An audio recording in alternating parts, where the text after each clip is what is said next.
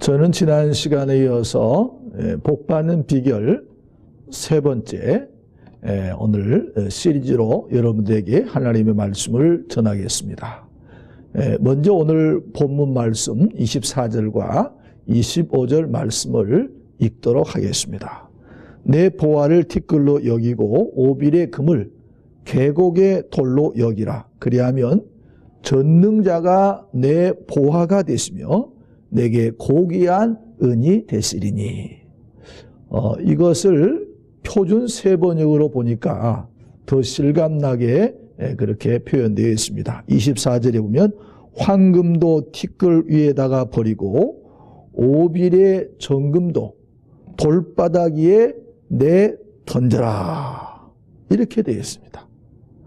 이것은 아마도 우리가 예수를 믿기 이전에 귀중하게 여겼던 그러한 삶의 가치관을 예수를 믿고 난 이후에는 모든 것을 쓰레기처럼 여기라는 것입니다.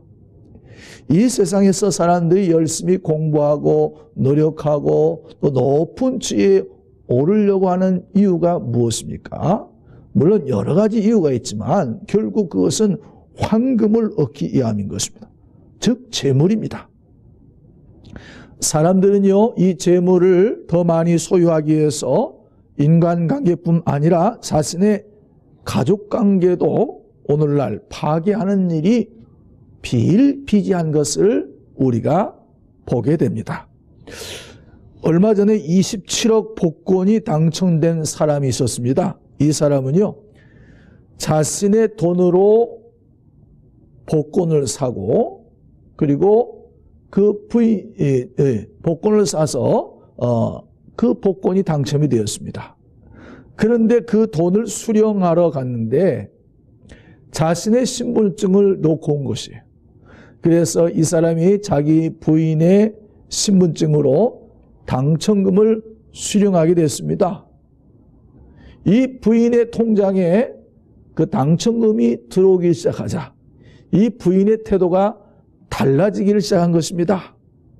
자신의 통장으로 돈이 들어왔기 때문에 그 돈은 남편의 돈이 아니고 자신의 돈이라고 그렇게 우겨대는 것입니다. 이 부인이 돈을 가지고 주지를 않고 자신의 여러 통장으로 분산 입금시키고 또 자기 이름으로 정기적금도 들고 때로는 현찰을 일부 은닉하기도 하는 것입니다. 이 부인이 6억 5천만 원만 그 남편에게 줄 테니 뭐 그렇게 알아라 이렇게 이야기를 하는 것이에요. 그래서 이 남편이 더 이상 참지를 못하고 이 부인을, 자기 아내를 횡령죄로 고발했습니다.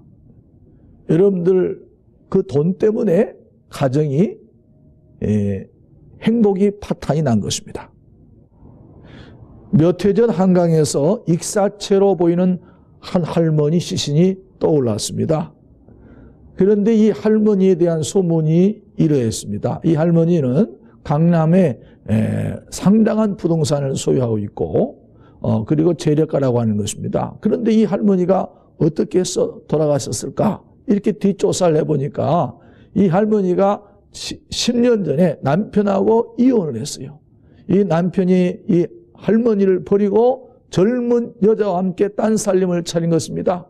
그 이후로 가정이 이제 어렵게 돼가지고 이 자녀들도 이혼을 하고 이제 뭐 이 아들도 이혼을 해가지고 엄마한테 와가지고 어머니한테 와서 늘 손을 벌리는 것이에요. 이로 인해서 가정이 파탄이 났습니다. 그래서 결국 남아있는 유산 때문에 자식과의 관계도 다 깨지고 악화되어서 결국은 이렇게 마지막에 이러한 일이 일어나게 된 것입니다. 최근 우리 사회에는요, 이 돈 때문에 오는 이 갈등으로 인해서 재벌뿐만 아니라 일반 가정에서도 상당히 사람들이 이 돈으로 인해서 가정이 파괴되어진 것을 보게 됩니다. 부부 간에, 부모와 자식 간에, 또 형제 간에 이 돈 때문에 인륜이 파괴되어지고 가정이 무너지고 심지어는 돈 때문에 사람의 생명을 죽이는 이러한 일들이 우리 사회에 곳곳에서 일어나고 있습니다. 바울은 믿음의 아들 디모데에게 이렇게 말했습니다. 디모데전서 6장 10절에 돈을 사랑함이 일만 악의 뿌리가 되나니 이것을 탐내는 자들은 미혹을 받아 믿음에서 떠나 많은 근심으로 자기를 찔렀도다. 오늘 성경이 말하는 오빌의 금이라고 하는 것은 그 당시에 가장 좋은 금이 생산되는 그러한 곳입니다. 시편 45편 9절에는 왕후는 오빌의 금으로 꾸미고 라고는 말이 있습니다. 이 학자들은 대체로 이 오빌이 아프리카 동해안, 인도의 서해안, 아라비아의 남부 등으로 그렇게 추측하고 있습니다. 오빌은 그 당시의 대표적인 금 산지인 것입니다. 열왕기상 9장 28절에도 솔로몬이 배를 가지고 오빌의 금을 실어왔다라고 하는 말이 있습니다. 그런데 성경에 보면 이 오빌의 금을 사랑하다가 망한 사람이 있습니다. 그게 누구입니까? 초대교회 아나니아와 삽비라 부부인 것입니다. 이들은 자신의 땅값 판 것의 일부를 숨겨가지고 사도 베드로에게 거짓말했습니다. 내가 땅을 팔았는데 이것이 전부입니다 라고 거짓말하자 이 두 부부는 즉시 하나님의 저주를 받아서 하나님의 심판을 받아가지고 죽임을 당했습니다. 뿐만 아니라 구약 성경에 보면 이스라엘 백성이 가나안 땅에 들어가서 가나안의 안에 첫 번째 성 여리고성을 무너뜨렸습니다. 이 여리고성은 이중벽으로 되어 있는 초롱성이라고 합니다. 그런데 하나님께서 뭐라고 말씀하셨냐면 이 여리고성에 들어가서 탈취한 전리품은 한 사람도 자기 개인이 그것을 가져가서는 안 된다고 말했습니다. 거기 있는 모든 전리품은 하나님께 바쳐라 이렇게 이야기했습니다. 그리고 그 다음 두 번째 작은 성을 점령했는데 그 성에서 대패를 했어요. 아니 여리고성은 함락을 시켰는데 그보다 훨씬 약하고 작은 성에서 패배한 것입니다. 그래서 여호수아가 하나님 앞에 기도합니다. 하나님 이게 어찌게 된 일이죠? 하나님 어떻게 이런 일이 일어날 수가 있습니까? 그랬더니 하나님께서 이스라엘이 패배한 원인을 알려주시는데 그것은 너희들이 나하고 한 언약을 어겼기 때문이다 그랬습니다. 다시 말하면 하나님께 바치라고 한 것을 도둑질하고 속였다는 것입니다. 그래서 후에 알아보니 아간이라고 하는 사람이 금 50세겔, 은 200세겔, 그리고 그 당시에 가장 좋은 신할산 애투를 훔쳐가지고 그것을 자기 앞마당에 땅속에다가 감춰둔 것이 들통이 나게 된 것입니다.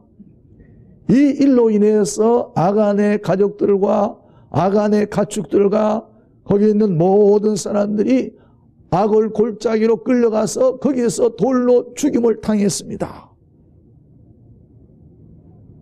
이게 무엇입니까? 이것은 하나님의 말씀보다 금을 더 사랑하면 이런 결과를 가져온다는 것입니다. 폼페이의 베수비오 산은 79년 AD 79년 8월에 화산이 폭발했습니다. 그래서 순식간에 그 도시가 잿더미가 됐습니다. 그런데 그 당시에 용암이 흘러 들어오고 화산재가 날아오는 그런 상황 속에서도 한 여인은 자기 집 안에 들어가 가지고 거기에서 각종 금은 보화를 가지고 나오다가 이 화산재로 인해서 용암이 흘러와서 화석이 되었다라고 하는 것입니다. 이 사실이요, 오랜 후에 폼페이 이 유적 발굴할 때 그때 이 화석이 된 여인을 발견하게 되어진 것입니다. 성경에도 창세기 19장에 보면 소돔과 고모라가 멸망할 때 하나님께서 절대로 뒤를 돌아다 보지 말라 그렇게 말씀했어요. 그런데도 이 노세처가 하나님의 말씀을 어기고 뒤를 돌아다 봤습니다. 그러다가 소금 기둥이 되었습니다. 이 노세처가 왜 하나님의 말씀을 어기고 왜 뒤를 돌아다 봤을까? 우리가 측근대는 소돔과 고모라에서 일궈는 재산, 부동산, 땅, 동산 이런 것들이 얼마나 많이 있겠습니까? 거기에 대한 미련 때문에 이 노세처가 뒤를 돌아다 본 것입니다. 다시 말하면 이 소돔과 고모라는 영적으로 말하면 세상인 것입니다.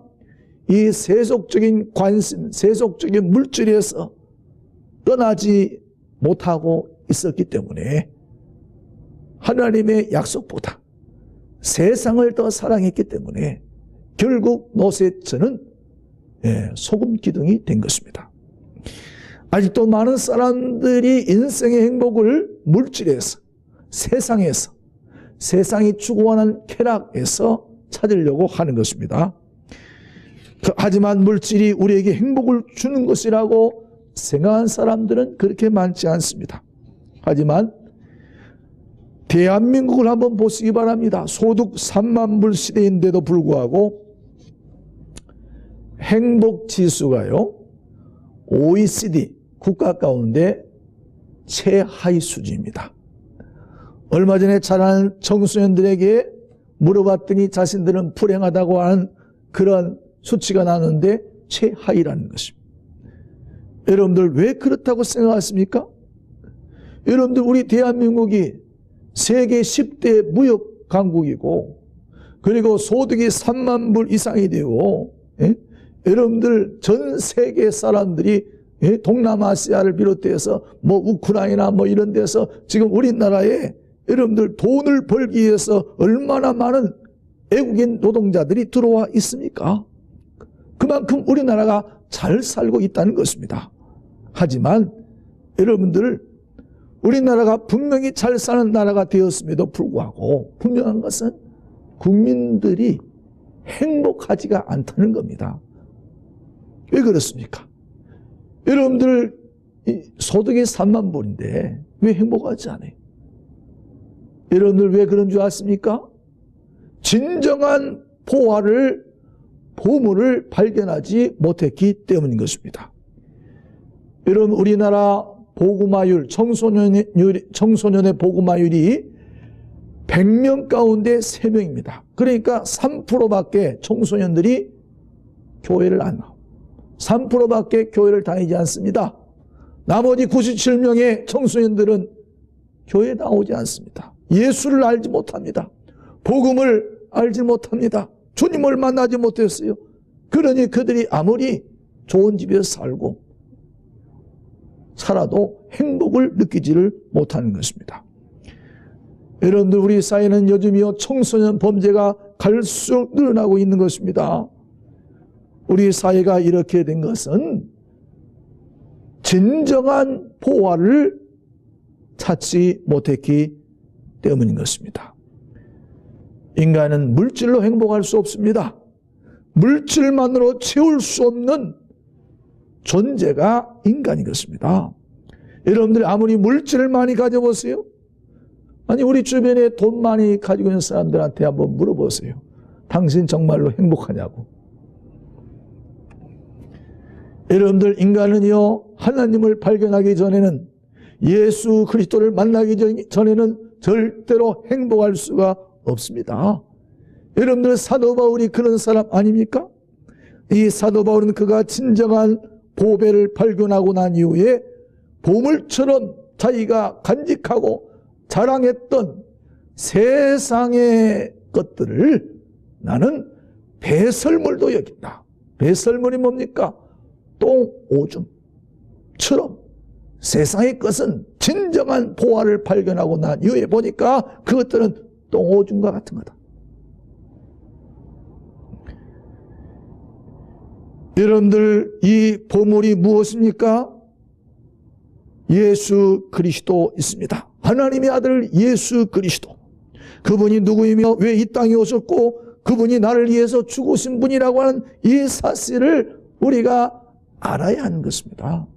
하나님을 만나야 하는 거예요. 우리 신앙생활의 목적이 무엇입니까? 하나님을 체험하는 것입니다. 하나님을 체험했을 때에 이 세상의 것은 배설물로 여길 수밖에 없는 것입니다. 하나님을 알고 난 이후에는 세상의 모든 것들은 다 하찮은 것이 되는 것입니다. 쓰레기 같은 것입니다. 예전에 그렇게 자랑하고 소중하게 여겼던 것들은 한낱 지푸라기나 강가의 돌에 불과하다, 이 말인 것입니다. 그렇기 때문에 오빌의 금을 계곡에 던져라, 강가에 던져라 라고 하는 것입니다. 그래서 바울은 고린도후서 4장 7절에 이렇게 말씀합니다. 우리가 이 보배를 질그릇에 가졌으니 이는 심히 큰 능력은 하나님께 있고 우리에게 있지 아니함이라 함을 알게 하려 함이라. 우리 인생은 질그릇이고 깨어지는 질그릇이고 예수 그리스도가 보배라는 것입니다. 여러분들, 우리 안에 예수 그리스도가, 그리스도를 모신 사람은 보물을 모신 사람들인 것입니다. 그러기에 우리가 참으로 하늘의 보화를 얻으려면 이 세상의 보화라고 하는 것을 우리가 참된 보물이 있습니다. 예수 그리스도를 우리가 소유하기 위해서, 예수님을 우리의 보물로 소유하기 위해서는 이 세상의 보화들을 다 버려야 하는 것입니다. 내가 가지고 있는 것을 손에서 놓지 않는 한 절대로 하늘의 보물이신 예수님을 우리가 얻을 수가 없습니다. 우리는 이스라엘 백성들에게 가나안 땅에 들어가기 전에 이스라엘 백성들을 세겜에 모아놓고 여호수아서 24장에서 언약을 합니다. 그때 이스라엘 백성들에게 이렇게 결단을 요구합니다. 너희가 진실 하나님을 경외하고 하나님 말을 온전한 마음과 진실한 마음으로 섬길 것인지 아니면 애굽의 신들을 섬길 것인지 이제 가나안 땅에 들어가기 전에 여기서 정리하라, 결단하라, 이렇게 이야기하면서 여호수아는 나와 내 집은 오직 여호와만 섬기겠다, 이렇게 말씀합니다. 이 여호수아의 말을 듣고 이스라엘 백성들이 이제 결단을 하죠. 여러분들, 그들이 하나님만을 섬기겠다고 결단하는 것입니다. 이방의 신들을 버리겠다고 그렇게 얘기하는 것입니다. 여러분들, 이스라엘 백성들이 광야에서 섬겼던 그 신이 무엇인지 아십니까? 황금 송아지예요. 여러분들, 물신주인 것입니다. 그것으로부터 벗어나서 오직 하나님의 말씀에 청종하고 하나님의 율법에 기록된 대로 그 말씀을 기록하고 그 큰 돌을 가져다가 그들이 상수리 나무 아래에 세우고 기념했습니다. 현대 과정 철학자인 화이트헤드는 이런 말을 했습니다. 현대는 하나님을 잃어버렸으며 그래서 하나님을 다시 찾고 있다. 현대 영성신학자 케네스 리치는 현대 서양인들의 영적 고갈의 근본 원인은 하나님의 상실에서 비롯되었다.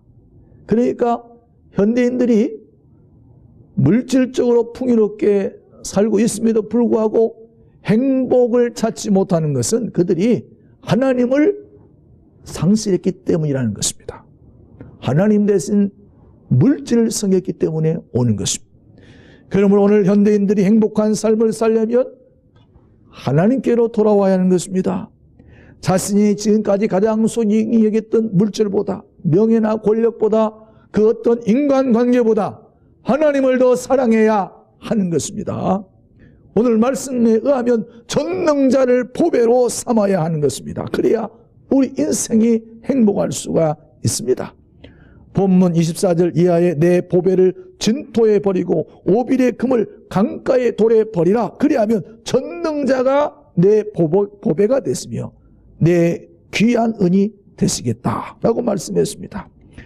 우리는 이 세상 것을 붙잡고 있으면서 하늘의 것을 우리는 얻을 수 없습니다. 이 세상의 것을 놓아야 하늘의 보화를 얻을 수가 있는 것입니다. 우리나라의 윤희상 씨라고 하는 잘 나가는 트로트 가수가 있습니다. 1979년 칠갑산이라는 곡으로 데뷔했는데요. 20년 동안 무명생활을 했다고 합니다.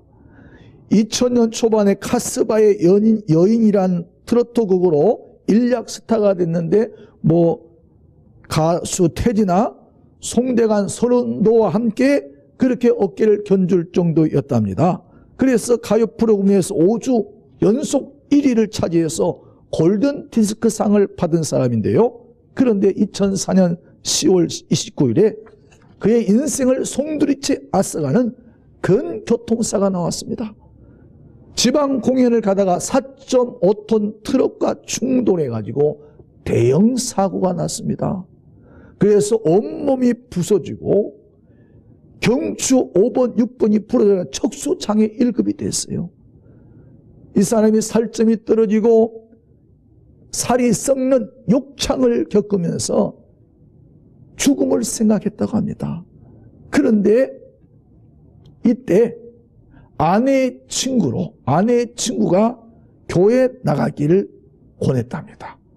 그래서 이 사람이 처음으로 교회를 나갔는데 교회를 나가서 하나님을 만나고 그의 인생이 완전히 변화가 됐다는 것입니다. 영적으로 다시 태어난 그는 전에는 자신의 명예와 돈을 위해서 노래를 불렀지만 이제는 하나님을 위해서 복음을 위해서 그가 가스펠송을 노래하고 그리고 음반도 취입했다라고 하는 것입니다. 이 분은 집사님이 됐는데요. 이 윤희상 집사님은 이렇게 얘기합니다. 평생 움직이지 못하고 노래 부를 수 없는 절망에서 하나님이 자기를 건져 주셨다. 이렇게 말하면서 저의 기도 제목은 주님이 부르시는 그날까지 영혼의 울림이 있는 그러한 찬양을 부르는 것입니다. 라고 고백했습니다. 이분이 교도소를 다니면서 교도소 선교를 하는데요. 이 교도소 선교를 다니면서 기적이 일어났습니다. 그 욕창이 깨끗하게 치료가 됐습니다. 그는 이렇게 말합니다. 저의 찬양을 듣고 특히 아픈 사람들, 극심한 환난을 겪은 사람들에게 하나님의 소망을 전하고 싶습니다. 사고로 다친 그런 시력도 회복하고 다시 노래를 부르게 된 것은 정말로 하나님의 은혜요 하나님의 기적입니다. 라고 이렇게 고백했습니다. 이사야 33장 6절에 보면 이런 말씀이 있습니다. 내 시대에 평안함이 있으며 구원과 지혜와 지식이 풍성할 것이니 여호와를 경외함이 내 보배니라. 여호와를 경외함이 내 보배니라. 사랑하는 성도 여러분, 2015년 행복한 인생이 되시기 바랍니다. 여러분들이 그동안 그렇게 소중하게 여겼던 오빌의 금이 무엇입니까? 이 새해에는 그것을 다 돌처럼 여기고 던져버릴 수 있기를 바랍니다. 그리고 전능자 하나님을 보배로 삼고 하나님만을 사랑하고 하나님만을 섬기고 그분 말씀을 따라 살아간다면 하나님의 영광을 위해서 2015년도 달려간다면 하나님께서 여러분들의 삶을 반드시 행복하게 하시고 축복하실 줄로 믿습니다.